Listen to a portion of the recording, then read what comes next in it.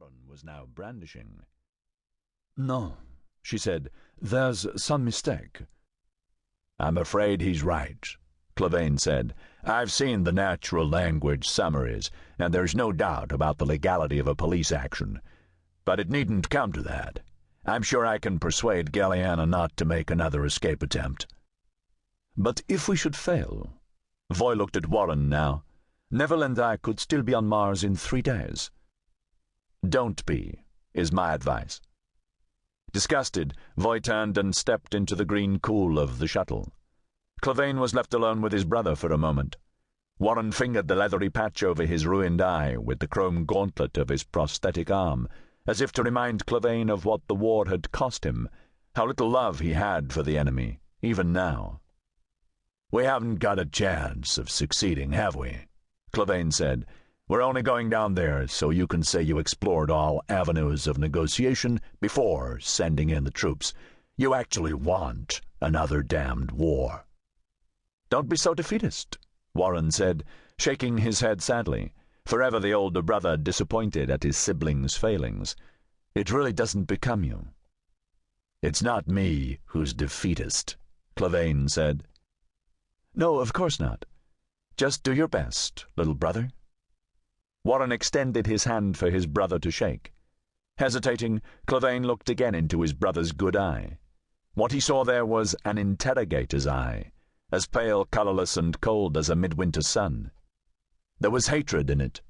Warren despised Clavane's pacifism, Clavane's belief that any kind of peace, even a peace that consisted only of stumbling episodes of mistrust between crises, was always better than war.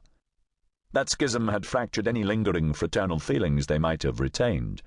Now, when Warren reminded Clavane that they were brothers, he never entirely concealed the disgust in his voice. "You misjudge me," Clavane whispered, before quietly shaking Warren's hand. "No, I honestly don't think I do." Clavane stepped through the airlock just before it sphinctered shut. Voy had already buckled herself in. She had a glazed look now, as if staring into infinity. Clavane guessed she was uploading a copy of the treaty through her implants, scrolling it across her visual field, trying to find the loophole, probably running a global search for any reference to police actions. The ship recognized Clavane, its interior shivering to his preferences. The green was closer to turquoise now, the readouts and controls minimalist in layout, displaying only the most mission-critical systems. Though the shuttle was the tiniest peacetime vessel Clavane had been in, it was a cathedral compared to the dropships he had flown during the war, vessels so small that they were assembled around their occupants like medieval armor just before a joust.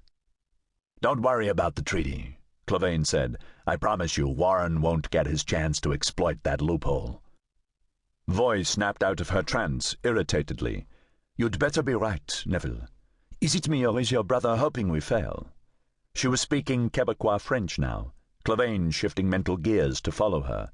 "If my people discover there's a hidden agenda here, there'll be hell to pay."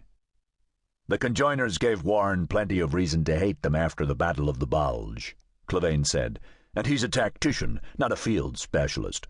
After the ceasefire, my knowledge of worms was even more valuable than before, so I had a role, but Warren's skills were a lot less transferable."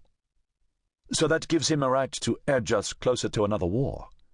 The way Voy spoke, it was as if her own side had not been neutral during the last exchange. But Clavane knew she was right. If hostilities between the Conjoiners and the Coalition reignited, the Demarchists would not be able to stand on the sidelines as they had 15 years ago, and it was anyone's guess how they would align themselves this time around. "There won't be war."